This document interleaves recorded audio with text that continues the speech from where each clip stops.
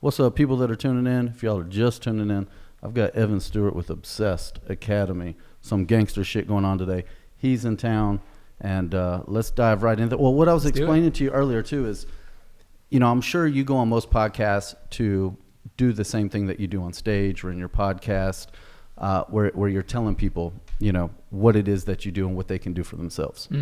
What our podcast is, and the way I try to structure it, it's for local entrepreneurs or aspiring entrepreneurs, people that want to own their own business, people that want to get into coaching or mentoring or marketing or whatever type of business they want to get in. You know, a lot of them feel alone. They don't know what to do. They don't know what direction to go in. They don't know where to start. And those are the stories that I try to bring out of my guest is not necessarily what your business and what your services are, and let's dive into that and tell me all that. That's great. I can go learn that online by going to your website or watching 5-year seminars or listening to your podcast, which I do, and it's dope. So thanks. Kudos on that. Thanks. What I want to do is I want somebody that wants to be in your shoes, somebody that wants to be a coach, somebody that's has a 9-to-5 right now and they want to get out of it and they want to go start, you know, they become an expert in their industry. And now it's like, okay, how do I transition from this 9-to-5 making good money to being a mentor or a leader or a coach or an authoritative figure in an industry so that now I can go teach this to other people and turn it into a profitable career choice. Sure. So that's kind of the direction that I like to take this so that other aspiring people see, one, that they're not alone if they're trying to get it, two, get some insight on how to do it, what would be the first steps, and most importantly, the story behind it that they can fucking relate to. I love that. And you know what? I love the fact that you're taking that angle, because a lot of podcasts are, hey, well, tell me about yourself. It's like, man, we all have a website, we all have an about page, we all have social media. Yeah. Well, and then the content gets stagnant or repetitive. That's where you're talking to a different entrepreneur every single day. And that's one thing that I'm careful about on my end, and we'll chop it up after this about is, you know, I'm being repetitive in a sense that I'm bringing on entrepreneurs, whether they're doing great, whether they're, you know, 8-figure businesses or whether they're brand new, struggling their fucking ass off and brand new. It's the same story. How'd you get started? What's your background? Where'd you go? But it is a different niche with every single person I talk to. And every single time it's a completely different story. Well, there's one thing to just completely doing the same thing over and over again. And then there's another to just have some realm of being familiar. And familiar is important, you know, where you can have a similar structure, but when you go deep with that niche and you ask the specific questions that you do, I mean, that's why people keep coming back, man. You got good stuff. Yeah, so, I love that. I love that. Happy to be a part of it. Well, yeah, thanks for being here. Let's talk about Obsessed Academy. Sure. And I want to focus on what it is you're doing. But first, tell me what Obsessed Academy is. And then I want to go back a little bit and learn what that transition was, wherever it was you came from. How did you get into it? That's good. Yeah, because that's a story. So. And that's the story that I want to hear, and I know our audience does. So first, what is it? Well, in short, so what Obsessed Academy does is we bring scalability and profitability to service-based organizations. Like we had just talked about, it's impossible, or not impossible, it seems impossible to scale things that are inherently unscalable because you're only one individual. And service-based industries require a unique skill set. Usually you're very good at what you're doing, and it's hard to bring in other people that are of the same caliber and the same quality, and A, even keep them, or B, get them to a point to where they're of your level of expertise. And so... and do you find that in your due diligence or experience that when you do bring on an employee or somebody in that position to take that on, at what point do they decide they want to go do it for themselves? You know, the way I look at that is actually a little bit different. We have very low churn, for starters. Now we're also small, so we don't have 5,000 employees. We've got a handful of employees and affiliates. But from our standpoint, the way I look at it is the reality is the people that you're working with are not going to be with you forever. Sure. So my expectation is not that you are going to be with me forever. It's that A, you leave because of a step that's deeper into your calling, not because of something that we did negatively. And B, that your ability to build a better life is greatly heightened because of your time with us. I love it. So it's not, the way I look at it is not, I want to keep my people and, screw you if you leave. It's when you leave, which is very likely, my expectation is that you leave into something that's greater, and that opportunity became something you can take advantage of because of what you learned and developed under our hand. Yeah, and not burn that bridge and keep an ongoing relationship because everything definitely comes back around in all these industries. Dude, absolutely. I love it. There's certain people that entrepreneurship is for them. They're born with. I think people are born with it. Mm-hmm. You can be I agree. taught some of the tools, but you either fucking got it or you don't. That's that drive, baby. I mean, it's the ethic, it's the drive. That's right. It's a fucking long laundry list. It's of a things. long laundry list. And there's other people that are just comfortable working for people, and that's cool too. They'll never leave. And I always want to encourage people to be the best that they can and with whatever decision that they make. And if I can help take you to the next level, and that means you're exiting my business to go be with another one, you've got my support. How can I help you get there? Well, exactly. And it's such a funny way to look at it, because so many people, what I find is, my question is, what are you protecting? You know, if I'm working for you and I leave and you're like, oh, fuck you, and you don't want to be, what are you protecting? Like, is it your ego that's actually getting harmed because I'm walking away because you thought you were the best? Yeah. Which is cool. But people that are in that mindset, what I've found is in the reverse. Let's say that you worked under a great mentor and they built you up, and now you have an opportunity to maybe start a business or to do the thing that you've always wanted to do. Wouldn't you want that person? Wouldn't you be devastated if that person you looked up to for 5, 8, 10 years that you've worked so tightly with, that gave you all the knowledge where you finally have an opportunity to do what you want to do? Wouldn't you be devastated if that entire relationship crumbled the day that you walked out the door? Yeah, or they were trying to hold you back after building you up. Exactly. I get it. And the good ones don't. And so it's like, what would you be protecting? That's why our third core value is collaborate without ego, or it's unity, which means collaborate without ego. There's no room for the ego in the big realm of trying to build something significant. That's dope. That's real dope. That's good. Well, let's take it back. So what made you decide? What did you do before Obsessed? So before Obsessed, I had a real estate company up in the Dallas area. Yeah. And then before that, I had a technology resale company. So were you on the brokerage side or? Yeah. Okay. So not investing, but it was on just the brokerage on resale. And we specialized in luxury, ultra luxury, and new development property.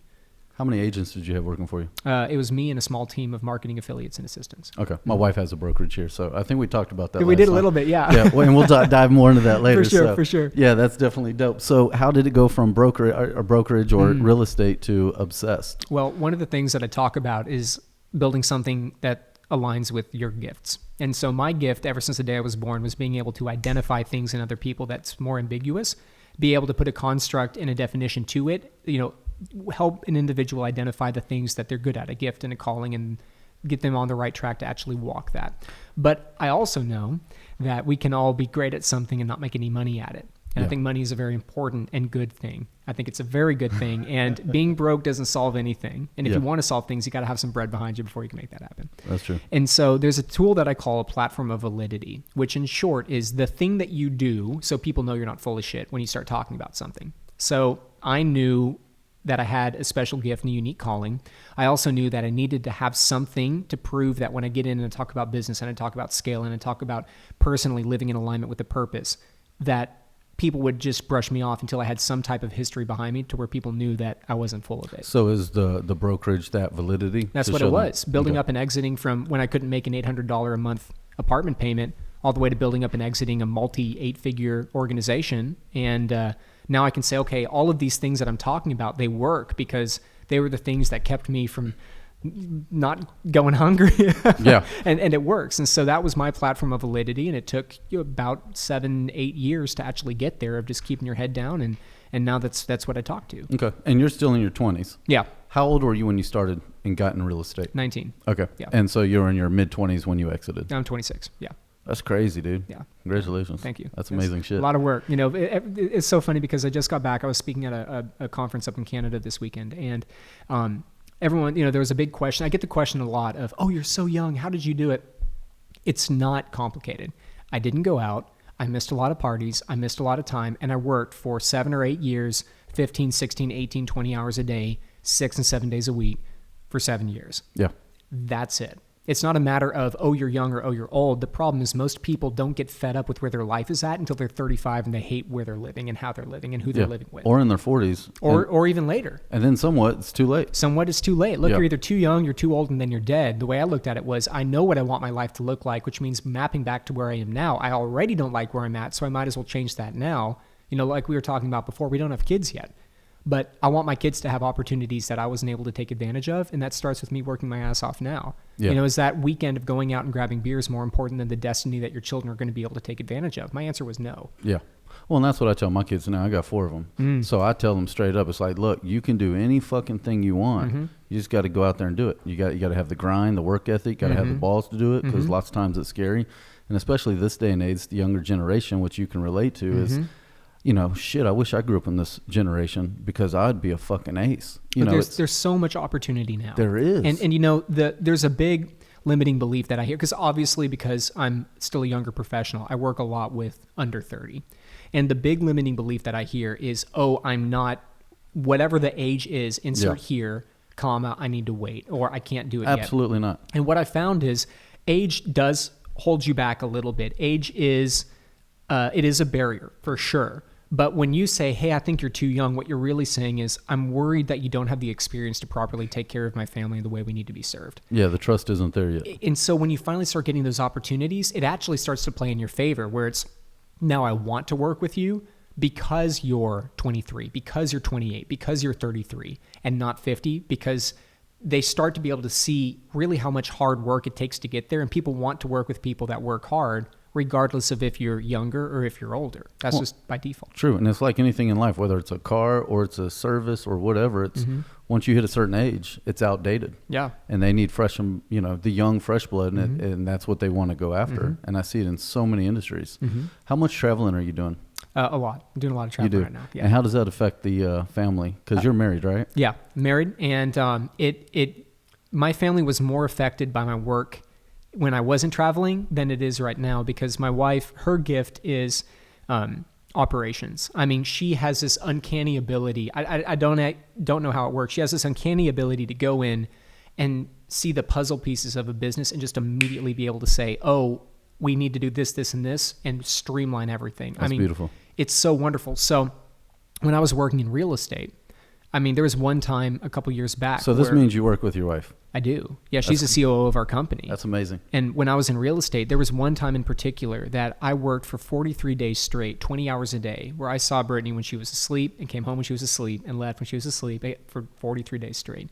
And that's not a healthy way to build a relationship. Sure. But now I made a commitment. I said, once I leave, because this is your gift, you'll be here, not because you're my wife, but because you're damn good at what you do. And also I'm going to make sure that we build that time together. So now we work together, we travel together, we live together. And, I knew I was going to marry her from the first date, and we've been best friends for years. So it's a really great relationship. So what day in that 43 day did you decide to start keeping track? Because at some point you had to start marking the calendar. Unless you just got an amazing memory. Well, no, I did start marking the calendar, and I appreciate you bringing attention to that, because what happened is I was working on a really, really, really big project, and it demanded a lot of time, and I was in the grind, the hustle, like, oh yeah, we're going to make it happen, and super late nights and early mornings, and the honeymoon period of that wore off real quick. And so I remember I was about 2 or 3 weeks into it.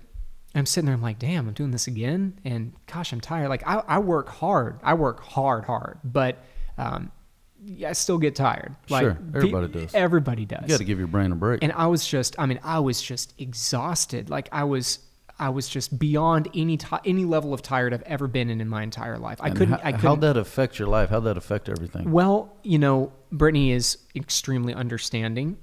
So really it was through her grace and space and patience that we didn't really get into deep, intense argument. But I was short. I was emotional. I'm an extremely disciplined person. But when I get exhausted, man, I just get angry and emotional, and I started noticing all these little kind of inklings of that exhaustion seeping into my life and into my relationships and spirituality and finances, and your mindset shifts when that discipline falls. Now it's back to that old scarcity mindset. No, wait, and everything starts changing. Sure.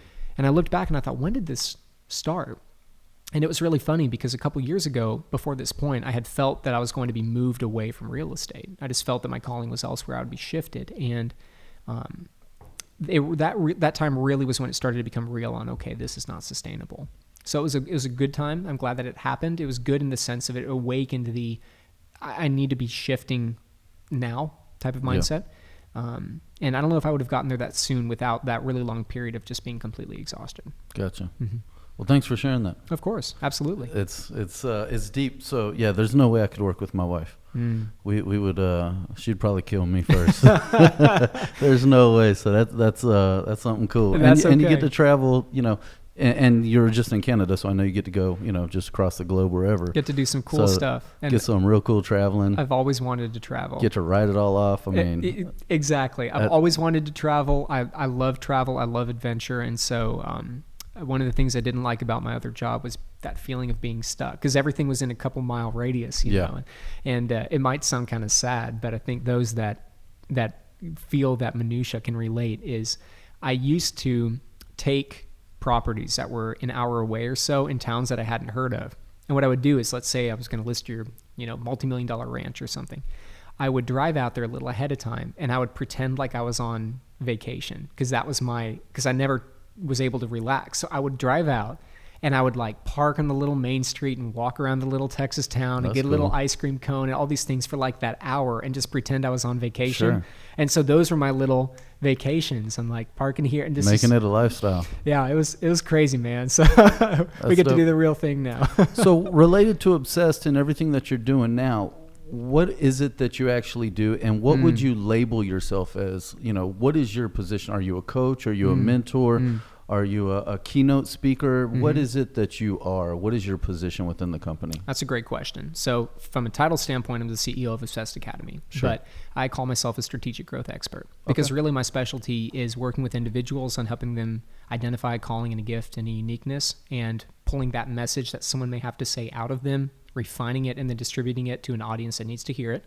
Or working with companies, very similar platform, but with companies. How do we increase profitability, increase sales cycles, make sure that we're duplicating our best clients, keeping the right people, retention, all of the minutia of building something significant. What typical size business do you work with? So my average client is under 15 million in top line revenue, but we have some clients that are multi-hundred million. One of our clients is a multi-billion-dollar company, and we have some that are so small that they're finding their first, $100,000 and everything in between. So, but the bread and butter is under 15 million in top line. Gotcha. And is Obsessed Academy, with what you do for businesses, you have an academy online as well? We do. So is that an online course? Yeah. So we have an online course that goes into some of the basics of what we're working through. So getting sales teams on it, simple things that are mastering objections, driving referrals, actually building an expansive, invested, and healthy relationship.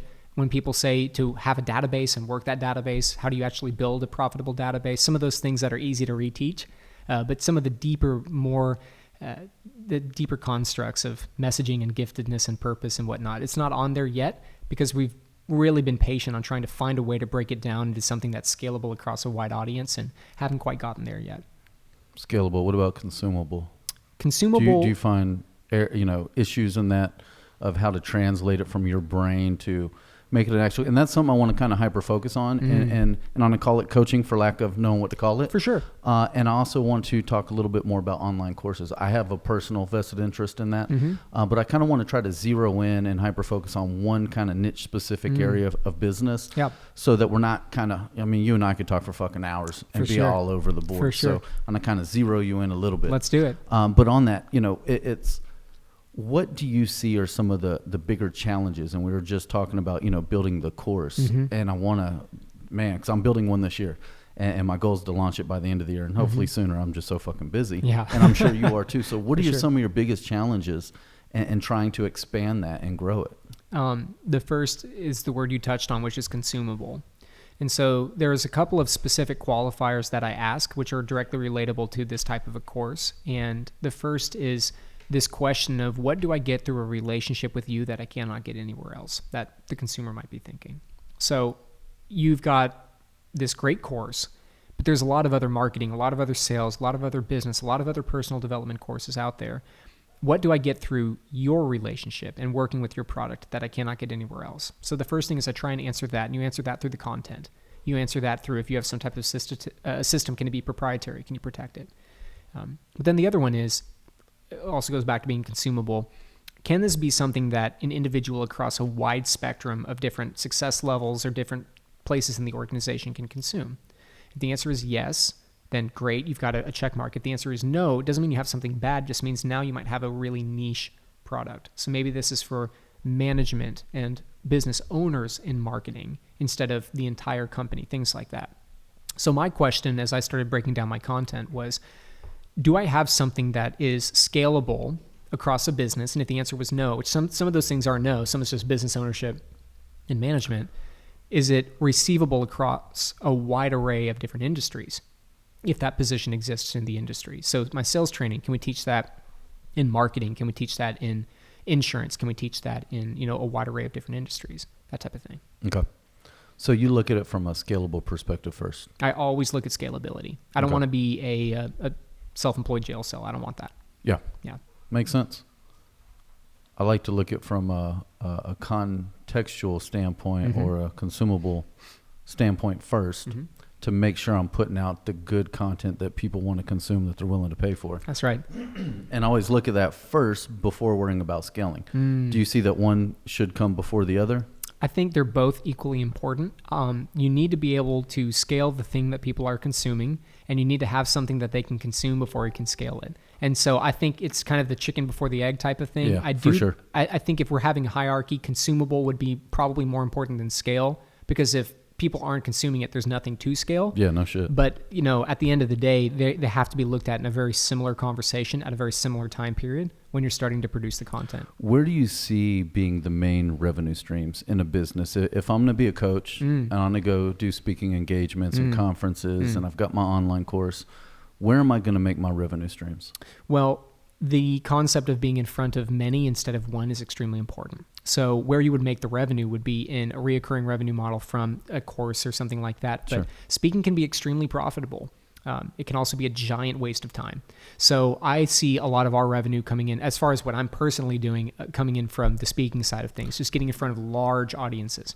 Now, is it the speaking engagement itself that you're getting compensated for, or is it the after effects of the notoriety of people seeing you, of building the trust, the credibility, and then those people become your audience, follow you, and it trickles down? It's that. It's the trickle down, because you can demand a high speaking fee. If I come in and I say I'm charging $75,000 to speak on the stage, well, that's still 75 G's, but that's also not very sustainable. It's the trickle effect of having... And it's not reoccurring. It's not reoccurring, no. And it's having the best version of what you're trying to present. It's like that first date, the best, you look good, you smell good, everything looks good.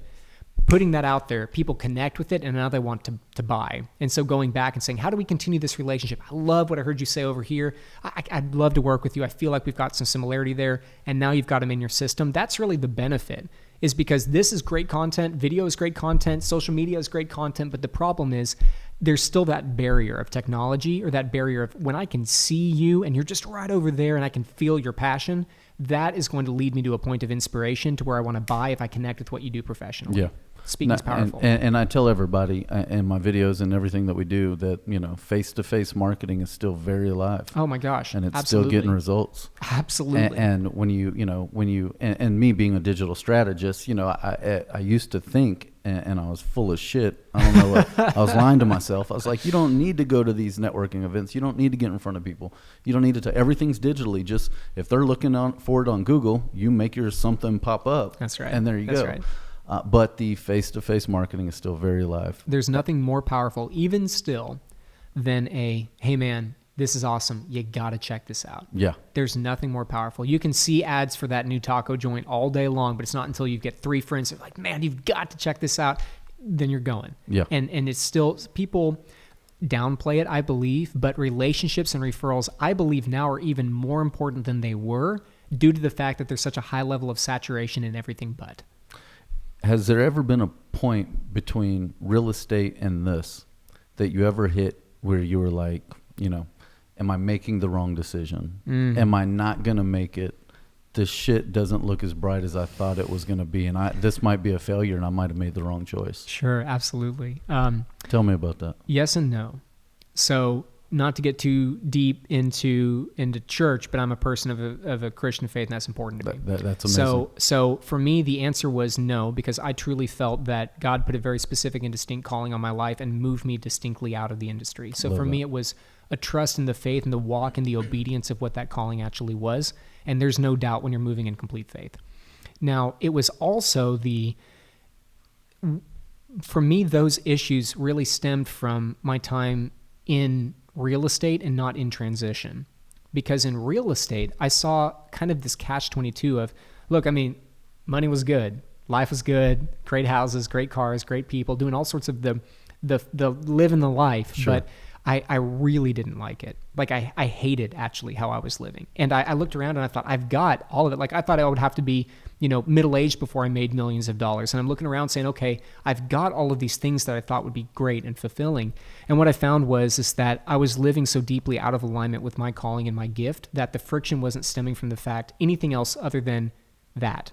So for me, it was, I don't care if I go and make money. I know I will because I know how, but the thought process is all I need is to be back in alignment with that calling. Yeah. Everything else will follow. Yeah, and there was such an assurance on that. I'm like, look, if it fails, I'll follow my own sword and die and try again. Yeah. But I just hated what I was doing so much. I was like, screw it. So the I'll try. financial gratification wasn't your why. No, not at all. I mean, money's a great thing. It is. But it's just money. Well, and I think that's, real important because when you go into business, whatever the fuck it is, if you don't put the focus on how much you're going to make or what you're going to get back, and you just focus on being authentic and doing something that you love and putting it out there to help others, that's going to be the gratification that you need. Absolutely. And Absolutely. It doesn't matter where the bank account, like you said, you can have the house and the cars and the fucking Learjets and all that fun shit. Yeah. But if you're not happy with what you're doing, it's all materialistic bullshit that nobody cares about anyways. It's terrible. And you're not fulfilling anything inside. Well, and the other thing is, again, going back to some of those questions of, okay, well, you're young and you've accomplished a good amount. The thing is that the way I operate is not with the profits first mindset. It's with the people first mindset. I believe that a transaction is a byproduct of a vested relationship, not the goal of the relationship, which means that. Dude, that's a good line. Isn't that great? You've been doing this shit for a while. I need to step up my game. That's right. But what that means in short and in layman's terms is you've got to legitimately give a shit about the other person before you take their Absolutely. dollar. You do. It's not this, some people are like, oh, I'm working for free. I'm not saying to work for free. I'm saying that you must front load with so much value. The reason that I could build that business and the reason why OA has just shot up even in the last couple of months from when we first started is because everything that we do is client value driven. I'm literally not even worried about the profits. Profits will follow. The first couple of months, dude, the first couple of months of 2019, it was not profitable. And I was like, well, maybe, I don't know about this. But then what happens is things start going back again and again and again. And dude, our sales staff, when they pick up the phone and call, like we get answers and callbacks. And when we hit the voicemail, people are excited. Man, I can't wait to hear from you. Good to hear from you. I mean, because we front loaded with so much relational equity, that when it's time to transact, it just happens. Yeah. I've got a backload list. We're about to launch the Obsessed conference next week, the 2020 event. I've got a backloaded list. We're going to sell half of it almost in the first 7 days. That's crazy. Just from, they've been hitting us up. Man, you said you're going to launch in January. It's almost the end of January. I got 6 people that want, and so when you've got that level of advocacy, people who are evangelizing your mission, profits follow. Because they're excited to transact. You don't have to pull it out of them. And that's a beautiful thing. And you're helping lives. It's a beautiful thing. Yeah, it's got to feel good at the end of the day. It does. It really does. So for somebody that wants to, somewhat like we were talking about earlier, somebody wants to get into this as a business model. What would be some of the first steps if somebody wants to, they feel like they're an expert in their industry. Sure. They're real good at it. They want to share that knowledge. They want to give back. They want others to succeed. Yes. What would be those first steps in somebody creating a course or being able to go be a speaker at events? They didn't have a real estate business that they sold for 8 figures. They don't have $1 million in the bank. Sure. They don't have they can't take the risk to, just go without income for a year while they build a company. What would be some of those first steps? Let's say they're still working, to pay the bills. What would be the first couple steps for somebody that wants to go into this? Man, you're going to love my answer because it falls right into your wheelhouse, and that's content. Masterful content, because the problem is too many people try and jump into the monetization. If you think that you're really good at, I know you're like preaching to the choir. If you think you're really good at something, you have to start showing that you're good at it. Sure. Because much of your world is wrapped in your current identity. So let's say, for example, you're in insurance and you're kind of doing your thing and you're making a living, but you're just amazing at, brand visualization. And you just can pick up where issues lie in other companies, and you just have this gift, but everybody knows you as the insurance guy. Yeah. So what's going to happen is you're going to look distracted and not focused. You could be immensely focused, but because it's packaged in a way that's within context of your previous identity, it's a distraction, right? The fact isn't the fact, it's the perception of the facts that people will interpret who you are and what you're doing. And so if you have something inside of you, you think, man, I'm really good at this and I would love to do it. You have to start creating content, not focused on monetization, but just content around show you being the expert. Sure. If you're damn good at accounting and you want to start an amazing accounting firm, put together content of transforming someone's life by giving them financial advice. Put together content of actually going in and talking about these things and not worrying about bringing it back. And you're saying do it for free to get the content out there. Absolutely. Do it for free. Make videos, start a podcast, get on other shows, write a little ebook and then distribute it. I mean, do it for free, because as you build up that audience, the problem is when you try and monetize, nobody's listening or gives a shit yet.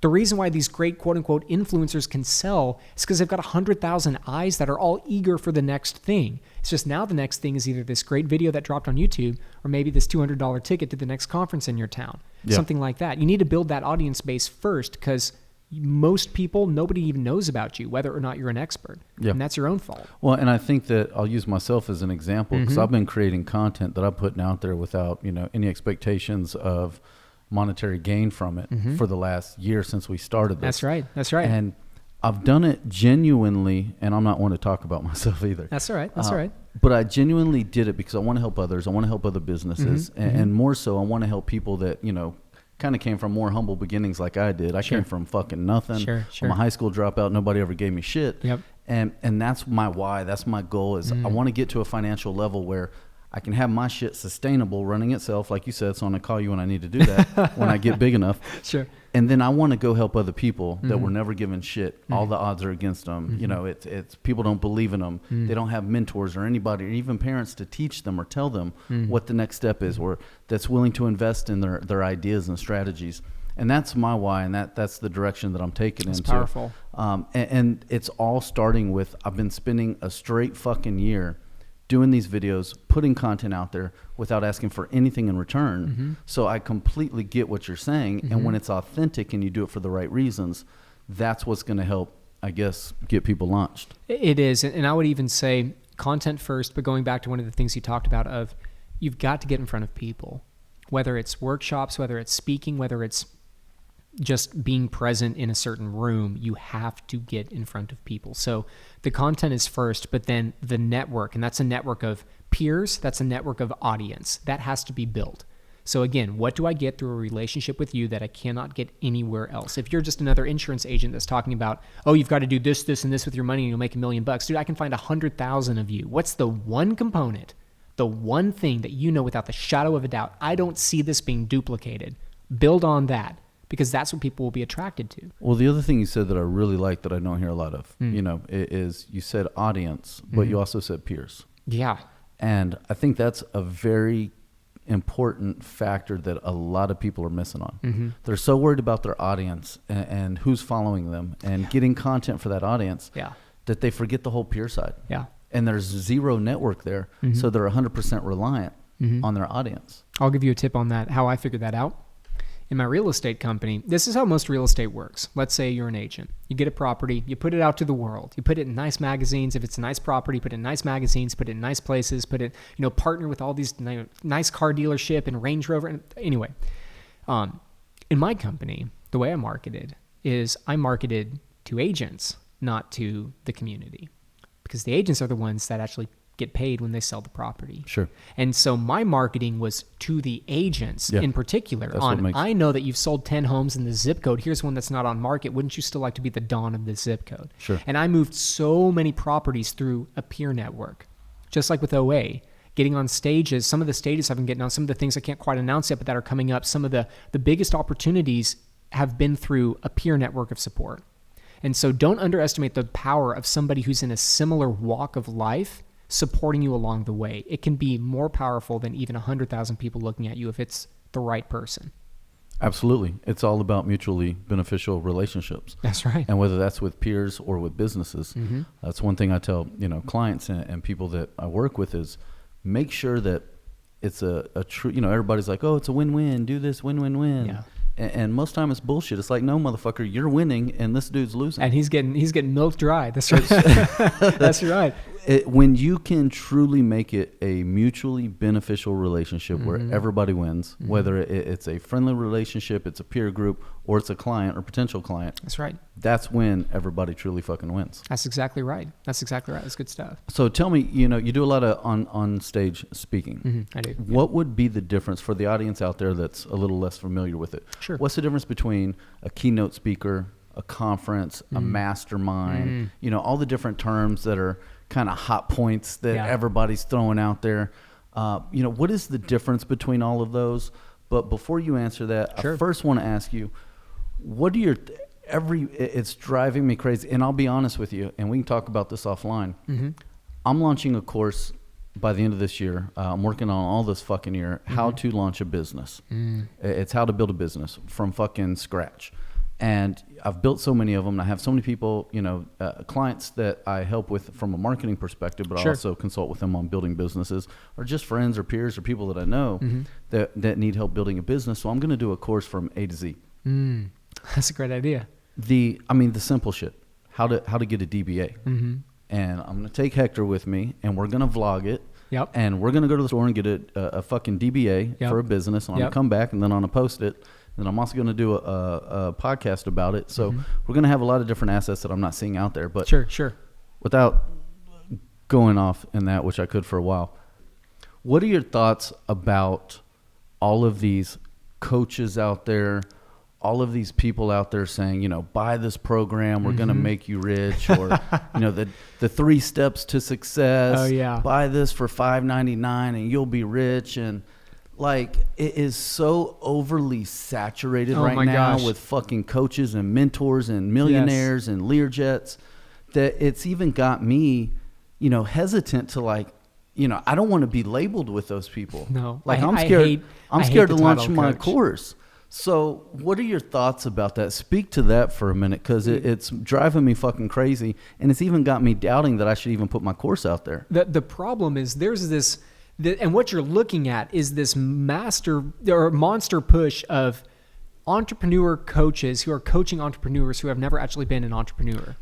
And it's like, what the hell are you talking about? See, it's funny you mentioned that term, because I really don't associate with that term coach, because it's a lot of bullshit. I don't need somebody telling me, oh, you can be better, right? Yeah. Personal development goes out the window when bills come in the door. I hate the word coach. I hate the word consultant or consulting fees. I don't feel like I'm better than anyone. I just want to help people. Exactly. And so I don't think there's a real title for that. I call myself, I will use the term. You said it earlier. What did you say earlier? I said I was strategic growth consultant. I will use the phrase consultant, but really what I focus on is you want to build something that's profitable or build an actual life around something that you love. Like, that's it. You either build something here or you build something here. That's what I do, is I come in and I fix that.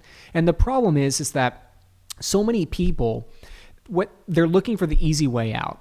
And what they found is, if I can just sell the fact that I'm not full of shit, then people will buy the things that I'm trying to sell them, and I can keep milking. There's someone, I'm not going to drop names, but there's someone who's really, really big in that space who's completely full of crap. There's a couple of them. There's a lot, actually, but a couple in particular, and it's funny because the sustainability of the relationship isn't there, which is why people don't like it, because it's like, I tried this and it didn't work, or I tried this and it didn't. And it's not because they're people that are just wanting a quick answer. They could be entrepreneurs who are really looking for a solution, but they're plugging into dead outlets. Yep. There's nothing actually there. And so I think the difference, and especially for your listeners, if there's someone on the other side of this nodding their head thinking, yes, I've been there, if you actually have an answer, that's where that audience comes in. So I would even challenge you from a content piece, not just showing this is how you start a business, but take someone who says, I would love to do this, and help them start their business and bring it to profitability. And map that entire thing. We're going to vlog the whole entire thing. Exactly. Yep. And that's the difference, where you can say, here's how I've done it,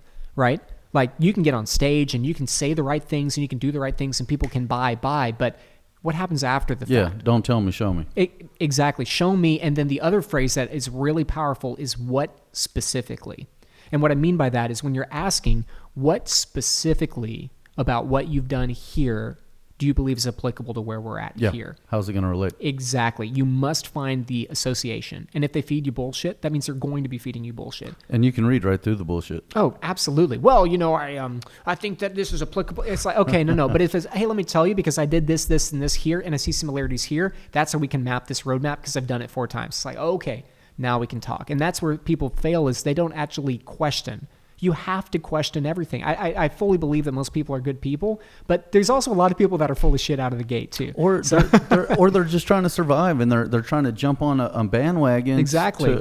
For income. Just wait for purposes. all the CBD coaches to start coming out. I mean, I won't say nothing about CBD. Oh, yeah. I have a big client with CBD. The coaches in particular, though. But you're right, man. You're right. Yeah, that's going to be an interesting space. So tell me about the difference when it comes to conferences and different speaking engagements. Sure. And I'm hearing those hot points, those keyword terms. What's a keynote speaker? What's a mastermind? What's the conference? What's the webinars and seminars? What's all the shit going on? What's real? What should people listen to? Sure, absolutely. Well, the first thing that they listen to is the person that you do your research.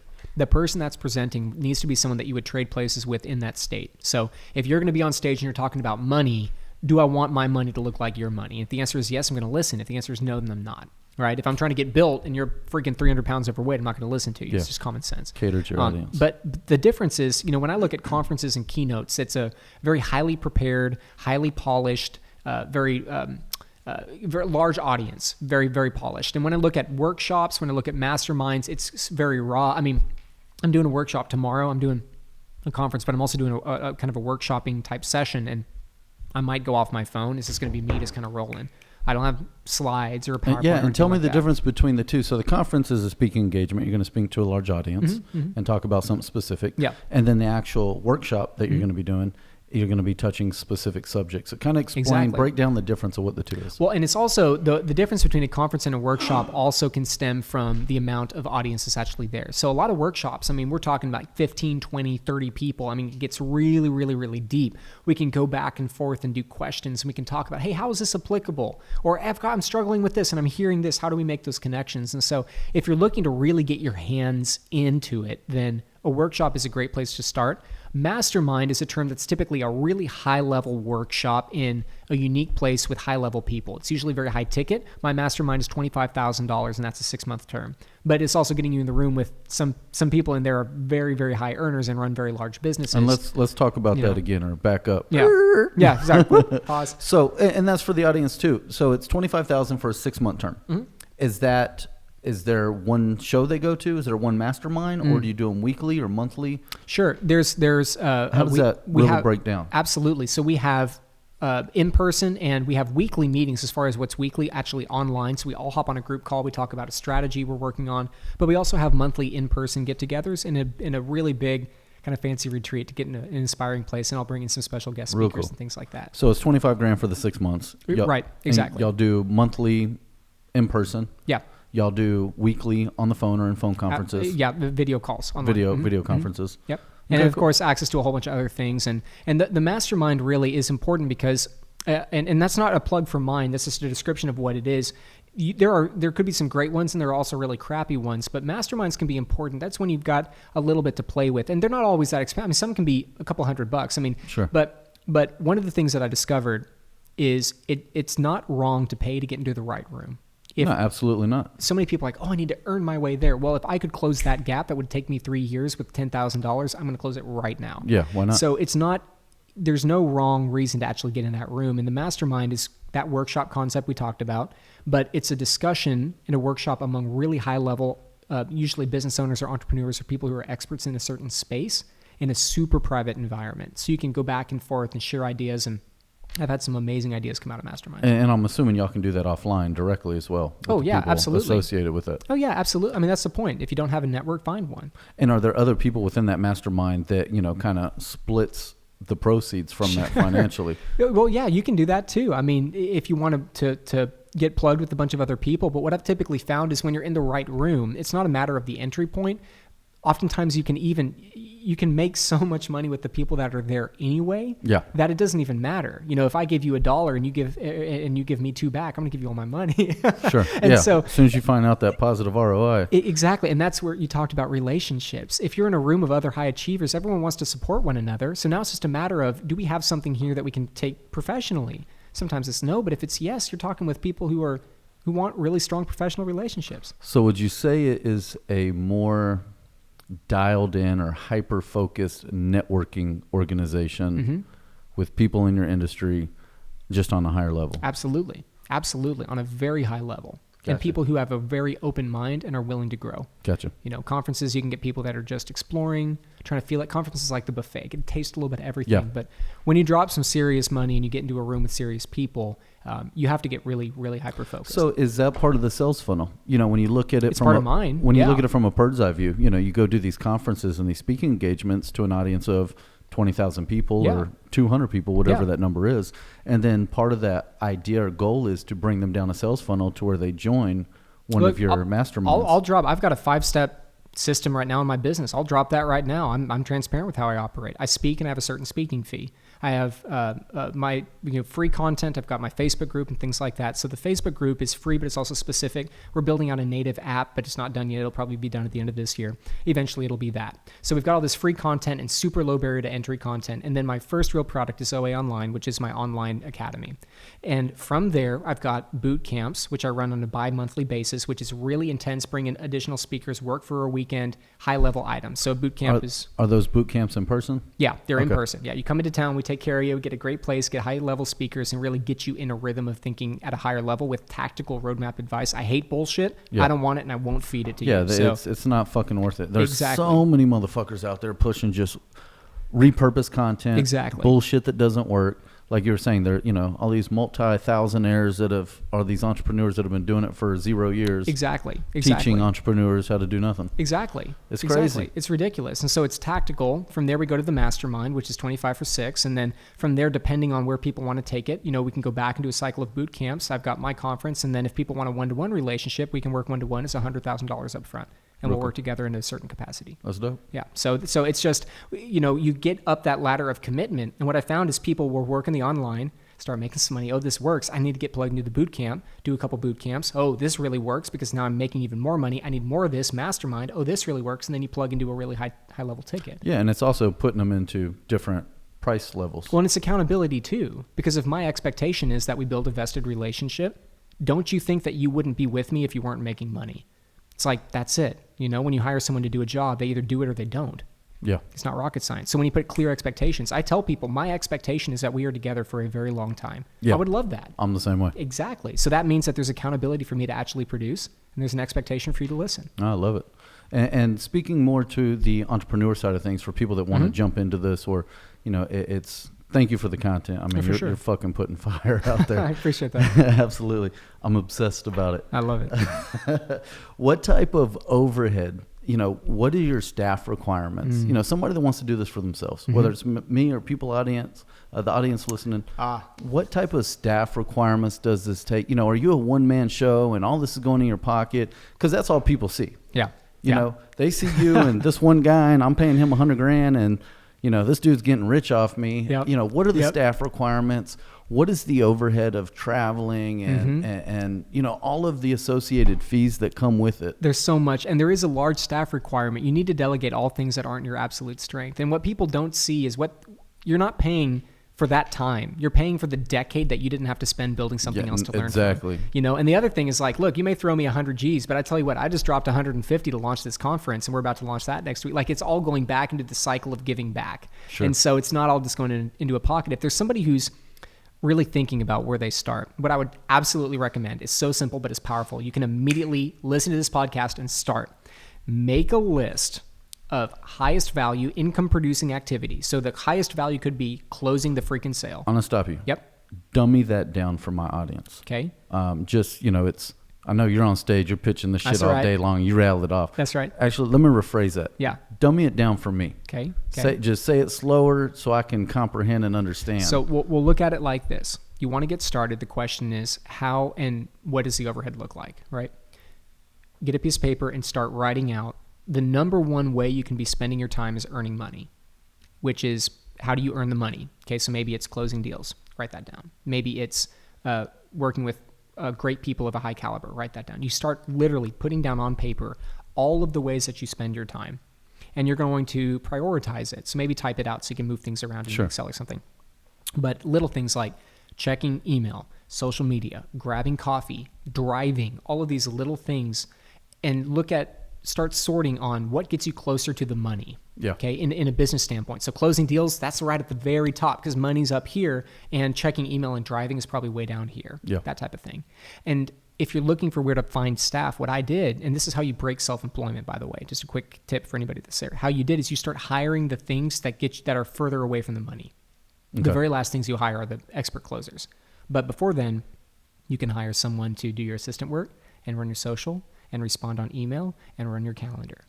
And then before then, you can have someone that can double check your contracts, someone that can, and you start chopping off from the bottom all the way up. I mean, literally, I think I may still have it in my closet, a yellow legal pad of just writing all this out, closing deals, meeting the right people, negotiating, all the way down to friggin' email and driving. Will you send me a copy of that? For sure. And you just write, just go through your day. And if you don't know, be diligent and take a log. What did you do? Did you go to the freaking bathroom? I mean, everything. Write it all down. Everything. Write down everything and then just map it. Highest value, closest to the money, closest to getting that, and lowest value. And you just start siphoning that off. The first person that most people need to hire is an assistant to take care of the minutia, not the salesperson. Because what happens when you get more sales? Well, now your ass is doing more paperwork at 3 a.m. Yep. You know, that type of thing.